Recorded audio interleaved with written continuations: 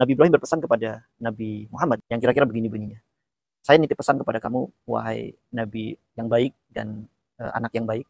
Saya menitip pesan kepadamu untuk umatmu bahwa surga itu debunya wangi, airnya susu, dan tanamannya adalah subhanallah, walhamdulillah, wala ilaha illallahu, wallahu akbar. Bismillahirrahmanirrahim. Assalamualaikum warahmatullahi wabarakatuh. Kembali lagi di channel Bina Damai Indonesia, channel yang akan selalu membahas terkait dengan isu-isu keislaman dan juga sosial kemasyarakatan, juga politik. Nah, kemarin banyak tanggapan terkait dengan pembicaraan Isra Mi'raj menurut Ahmad Hasan, ya, tokoh sentral Persatuan Islam atau Persis. Nah, ini saya akan menanggapi beberapa komentar yang ada di kolom video ini, ya, yang ada di kolom video ini. Nah, di sini banyak para komentar yang mengatakan bahwa ada, ya, saya percaya dengan Isra Mi'rajnya Nabi Muhammad itu jasad dan ruhnya, tetapi jasad dan ruh seperti dalam mimpi. Ada juga yang menyatakan bahwa ya nggak penting lah apakah itu jasad ataupun dengan jasad atau ruhnya saja, itu nggak penting, yang penting kita iman. Nah, menurut saya pernyataan-pernyataan seperti ini agak mengarah ke hal-hal yang mengurangi kadar keimanan. Karena apa? Karena ya keimanan itu akan sempurna bila keimanan itu jelas, gitu ya, jelas, bisa dipahami dan juga rasional begitu. Tentu saja jelas dipahami itu menurut syariat, gitu loh, baik yang di dalam Al-Quran ataupun hadis yang itu diutarakan oleh para ulama. Kita itu kan di zaman modern ini atau zaman posmo ini hanya mengulang-ulang saja sebenarnya, nggak ada yang baru lah. Kita mengetahui, kita meyakini, kita memahami bahwa Islam itu sudah sempurna sejak zaman Nabi Muhammad. Tetapi dalam perjalanan sejarahnya tentu ajaran-ajaran yang sempurna itu dikontekskan, gitu. Kita kontekskan ke zaman sekarang, dan kita kontekskan juga di dalam setiap tempatnya, gitu. Maka disitulah yang disebut al-islamu yu'la wala yu'la alaih. Nah, itu dalam konteks itu, gitu loh, ya, ketika Islam itu bisa diterapkan di segala zaman dan di semua tempat. Itulah Islam yang luhur, gitu. Islam yang maha tinggi.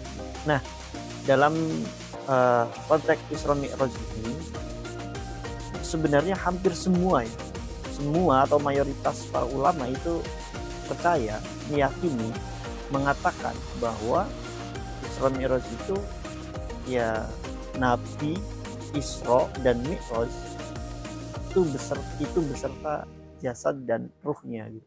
Bukan ruhnya saja, itu bukan seperti mimpi misalnya, bukan, itu jelas tertera di dalam berbagai pernyataan ulama yang didasarkan kepada hadis-hadis Nabi Rasulullah SAW. Adapun sekali lagi di sini saya tegaskan, ketika ada hadis yang menyatakan bahwa Nabi Isra Mi'raj itu hanya ruhnya saja, itu riwayatnya dari Aisyah dan dari Muawiyah, gitu. Yang mana saat Isra Mi'raj, Muawiyah itu belum masuk Islam, ya. Muawiyah itu masih dalam kekafirannya, gitu loh. Karena Muawiyah itu masuk Islam setelah Nabi Muhammad hijrah ke Madinah, gitu. Nah, Isra Mi'raj ini kan terjadi setahun sebelum Nabi melakukan hijrah ke Madinah. Nah, sedangkan Aisyah itu masih kecil, begitu ya, masih sangat kecil begitu, dan itu hadisnya ya nggak bisa diterima di situ, begitu. Nah, terkait dengan konteks itu, saya kembali akan mengutarakan bahwa Isra Mi'raj yang dilakukan oleh Nabi Muhammad SAW itu beserta jasad dan ruhnya, gitu. Bukan hanya ruhnya saja, begitu. Seperti yang dinyatakan di dalam buku Rif Habibaka karangan dari Muhammad Husain. bukan Muhammad Hussein Haikal ya, ini Muhammad Hussein, judulnya Ikrif Habibaka. Sudah di kita juga sudah ada yang berbahasa Indonesia. Nah, di dalam buku itu diceritakan terkait dengan proses bagaimana Nabi Muhammad itu mi'raj, gitu. Terutama mi'rajnya ya. Nabi Muhammad setelah melakukan sholat menjadi imam para nabi di Baitul Maqdis, lalu naik ke atas menuju Sidratul Muntaha. Sebelum ke Sidratul Muntaha, Nabi Muhammad itu kan melewati 7 langit. Nah, langit pertama itu di situ Nabi Muhammad bertemu dengan Nabi Adam. Tentu saja Nabi Muhammad ke atas ya sampai ke langit ketujuh itu ditemani oleh Jibril begitu ya, sebagai pemandu lah, bisa dikatakan sebagai pemandu.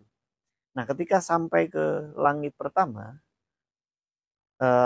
Jibril mengetuk pintu di langit pertama itu. Setelah mengetuk pintu, Nabi Adam di belakang pintunya, di balik pintunya bertanya, siapa itu? Saya, Jibril. Nah, jawab Jibril. Terus Nabi Adam bertanya lagi, kamu dengan siapa? Saya beserta Nabi Muhammad, beserta Muhammad. Terus bertanya lagi Nabi Adam, apakah dia sudah diangkat menjadi nabi, sudah diangkat menjadi rasul? Jibril menjawab, ya sudah. Barulah setelah jawaban itu Nabi Adam eh, membuka pintunya, lalu menyalami Nabi Muhammad SAW dan malaikat Jibril. Lalu Nabi Adam mengucapkan selamat kepada Nabi Muhammad. Kira-kira bunyinya seperti ini, selamat datang wahai anak yang baik dan nabi yang baik. Nah, setelah itu ya, setelah bercengkrama lah ya, setelah banyak cengkrama dengan atau temu kangen juga ya dengan Nabi Adam, maka malaikat Jibril dan Nabi Muhammad naik ke atas ke ke langit kedua.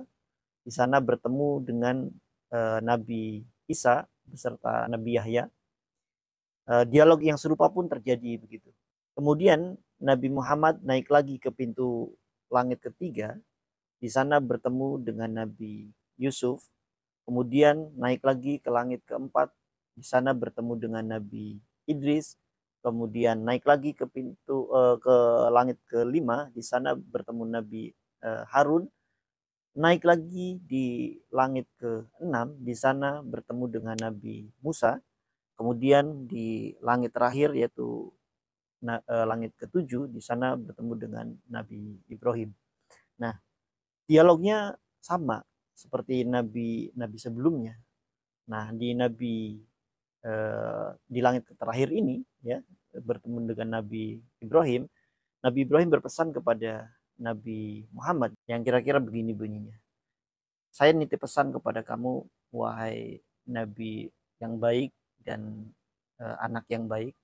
Saya menitip pesan kepadamu untuk umatmu bahwa surga itu debunya wangi, airnya susu, dan tanamannya adalah subhanallah walhamdulillah wala ilaha illallahu wallahu akbar. Nah, itu kira-kira pesan Nabi Ibrahim kepada Nabi Muhammad, kepada umat Nabi Muhammad melalui Nabi Muhammad SAW. Nah, setelah itu barulah naik ke Sidratul Muntaha, lalu mendapatkan perintah untuk sholat 50 kali. Setelah turun ke langit kelima, langit keenam ditegur oleh Nabi Musa untuk meminta keringanan kepada Allah Subhanahu wa taala.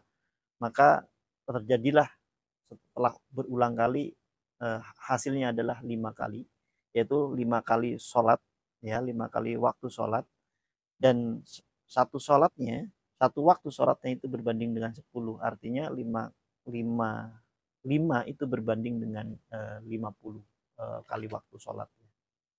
Nah, itu teman-teman yang dirahmati oleh Allah Subhanahu wa taala, bahwa Isra Mi'raj Nabi Muhammad itu hanya diterima memang oleh oleh kalangan kaum muslimin yang memakai akal pikiran dan juga keimanan. Mendekati Isra Mi'raj itu tidak bisa hanya dengan keimanan saja, ya artinya keimanan tanpa pemikiran, tapi juga tidak bisa juga dengan akal saja gitu loh. Harus didekati dengan keimanan. Artinya kedua-duanya itu harus digunakan di dalam menggunakan Isra Mi'raj ini gitu. Karena buat apa kita mendekati apa mempercayainya saja tentang Isra Mi'raj ini, tetapi kita tidak bisa menjelaskan juga gitu loh. Begitupun dengan kita bisa menjelaskan tentang Isra Mi'raj, tetapi secara logik gitu ya, secara logika masuk akal, tetapi tidak kita imani. Nah itu sama aja gitu.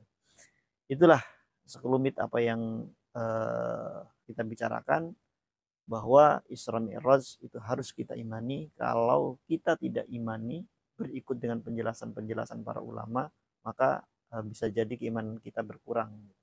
Bahkan bisa jadi bila jauh melenceng ke arah-arah kekafiran misalnya begitu. Nauzubillah, summa nauzubillah. Semoga itu tidak terjadi pada diri kita, bahwa apa yang dikatakan oleh Allah, dikatakan oleh Rasulullah harus kita imani, tetapi harus juga bisa dijelaskan secara logik begitu. Walaupun banyak yang mengatakan bahwa ya apa yang diturunkan oleh Allah, Al-Quran atau Al-Hadis, itu tidak bisa dijelaskan secara logika. Tapi menurut saya enggak juga gitu. Justru menurut saya apa yang diturunkan oleh Allah itu semuanya pasti logik gitu ya. Semuanya pasti masuk akal. Kalau tidak masuk akal, ya namanya itu bertentangan dengan hukum akal juga. Nah, kenapa bertentangan dengan hukum akal? Ya kalau bertentangan dengan hukum akal artinya itu ya sia-sia, karena akal itu kan sama halnya dengan eh, apa nikmat Allah yang paling terbesar gitu. Kalau tidak ada akal, ya tidak ada artinya agama itu gitu loh. Maka disitulah kelengkapannya antara akal, hati itu harus menyatu gitu. Kalau tidak menyatu, terpisah-pisah, ya sama halnya dengan orang-orang kafir, atau dengan orang-orang yang tidak mempercayai itu gitu loh. Orang-orang ateis misalnya, atau orang-orang yang zindik misalnya begitu. Seperti itulah. Mungkin cukup itu. Billahi taufiq hidayah. Wassalamualaikum warahmatullahi wabarakatuh.